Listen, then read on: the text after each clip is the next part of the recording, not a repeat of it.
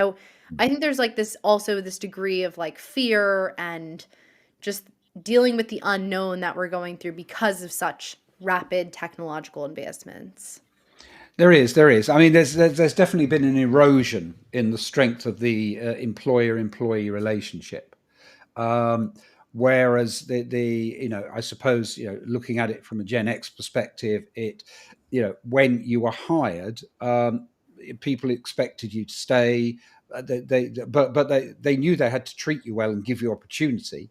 Um, but people hired. Sometimes they hired for replacement. People left for different reasons. But in the main, it was kind of the people worked for longer with organizations. We've had this almost erosion in this employer-employee relationship, where some people are taken on not for that long. People join, and if they don't like it after a few months, they'll leave. Albeit, I threw my hands up many years ago and said I left after 2 days once, um, and so I was always Gen Z at heart, even in those days. Um, I love but that. the I think because of that, and because people, again, organizations aren't so much flatter about somebody joining at like 21 out of college, out of university, working their way up, and then becoming a director when they're 40, kind of thing, working up from this to becoming a supervisor, a manager, a senior manager, running a team, maybe taking on a specific project, then becoming a director.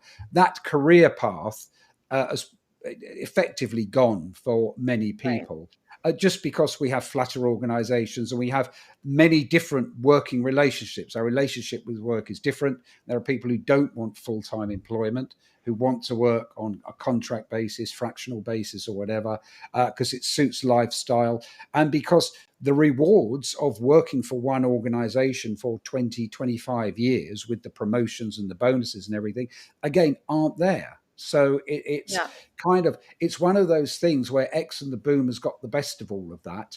But the kind of I suppose for Gen Z, it's kind of they're not going to get the best of that. But then they've come from different generational uh, perspectives where they wouldn't want that. So, I get the impression that, joining a company and working for them for 25 years isn't what a lot of young people want. I Yeah. mean, obviously, there will be some.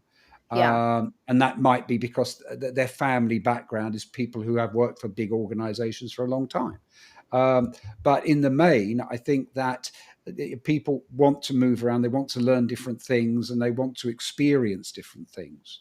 And Yeah. so it's kind of that the erosion of that kind of almost long-term employment contract has Yeah. led to a number of different I mean, who's things. to say that that will be the case forever, right? Like I don't think that I think it's very much a result of Gen Z being in their 20s and our 20s and wanting and having this desire to explore. I think that's what your 20s are for. At least that's what we're being told and what we're being fed.